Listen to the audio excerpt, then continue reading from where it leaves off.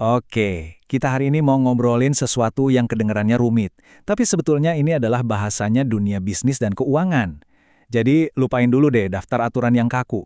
Coba kita lihat ini sebagai fondasi yang ngebangun kepercayaan di seluruh sistem ekonomi kita. Pernah kepikiran gak sih, waktu kita lihat laporan keuangan, entah itu dari perusahaan raksasa atau warung sebelah, gimana kita bisa yakin angka-angka di situ beneran, bukan asal tulis? Nah, pertanyaan inilah yang mau dijawab sama prinsip-prinsip akuntansi. Jawabannya, ya karena ada semacam aturan main atau tata bahasa keuangan yang sama buat semua. Aturan-aturan inilah yang bikin semuanya jadi teratur dan yang paling penting bisa dipercaya. Kalau nggak ada ini, wah bisa kacau balau. Tiap perusahaan bisa ngarang ceritanya sendiri-sendiri. Oke, kita mulai dari yang paling dasar ya, fondasinya. Anggap aja ini kayak kesepakatan di awal sebelum permainannya dimulai. Tanpa fondasi yang kuat ini, semua bangunan akuntansi bisa ambruk. Nah, ini yang pertama dan paling fundamental. Bayangin aja ada orang yang punya food truck. Duit buat beli daging sama roti buat jualan, itu harus benar-benar dipisah dari duit buat belanja bulanan di rumah. Uang bisnis ya uang bisnis, uang pribadi ya uang pribadi. Batas yang jelas ini penting banget buat ngelindungin aset pribadi si pemilik dan biar bisnisnya nggak amburadul. Prinsip ini intinya biar kita nggak ngebandingin apel sama jeruk.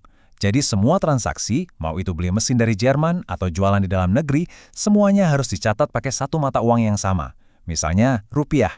Ini biar nggak bikin bingung dan biar performa perusahaan bisa dibandingin secara konsisten dari waktu ke waktu. Anggap aja ini kalendernya bisnis. Perusahaan itu nggak bisa seenaknya ngelaporin keuangan pas lagi bagus-bagusnya doang. Harus rutin, entah itu per 3 bulan atau per tahun. Biar apa? Ya biar para investor dan manajer bisa lihat trennya, performanya naik atau turun, jadi penilaiannya adil. Yang ini kedengarannya emang optimis, tapi krusial banget. Kita tuh harus berasumsi kalau sebuah perusahaan bakal jalan terus, nggak bakal bangkrut besok pagi. Kenapa ini penting? Soalnya, asumsi inilah yang ngebolehin kita nyatet aset, kayak gedung kantor, berdasarkan harga belinya dulu, bukan harga jual cepet kalau misalnya harus dilikuidasi. Ini bikin laporan keuangan jadi lebih stabil dan punya pandangan jangka panjang. Oke, fondasinya udah beres. Sekarang, kita lanjut ke gimana cara nyatet aksinya. Ini udah masuk ke teknisnya nih. Gimana setiap kejadian keuangan itu ditangkap dan direkam. Di sini, detail jadi super penting. Nah, ini bedanya gede banget. Hampir semua bisnis yang serius itu pakainya metode akrual. Kenapa? Soalnya ini ngasih gambaran yang jauh lebih akurat soal performa perusahaan. Jadi gini, pendapatan itu dicatat pas penjualannya terjadi, bukan pas duitnya masuk ke rekening. Ini ngasih gambaran yang lebih jujur soal kesehatan bisnis di periode itu. Dan ini nyambung banget sama logika akrual tadi. Coba deh bayangin promotor konser. Biaya sewa gedung sama bayaran buat artisnya, itu harus dilaporin di periode yang sama dengan pemasukan dari tiket konser itu. Jadi pendapatan dan biaya yang ngasilin pendapatan itu harus ketemu di satu laporan. Biar kita tahu acaranya itu beneran untung atau malah buntung. Pernah mikir nggak kenapa gedung kantor dicatatnya pakai harga beli puluhan tahun lalu, bukan harga pasar sekarang yang mungkin udah naik gila-gilaan?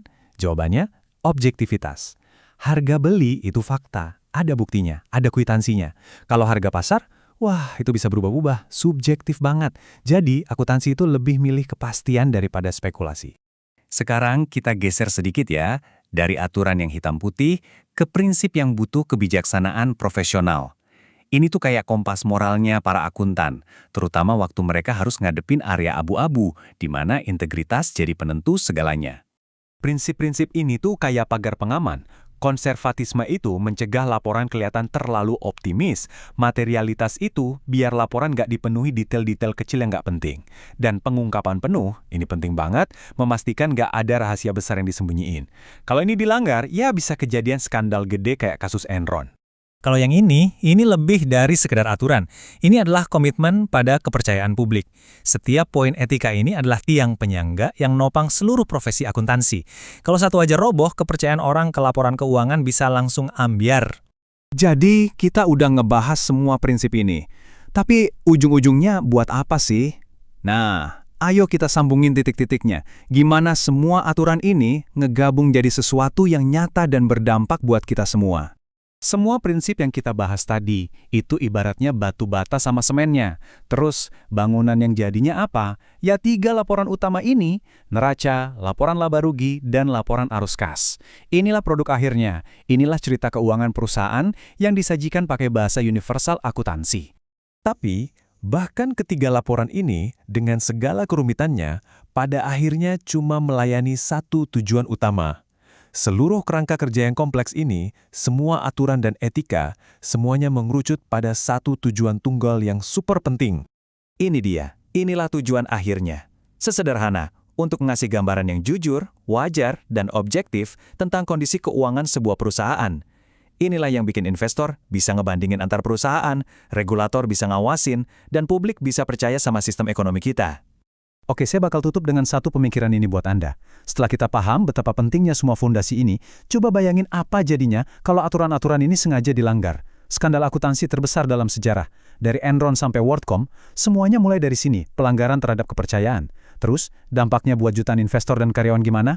Nah, disitulah kita lihat kekuatan sesungguhnya dari aturan main keuangan ini.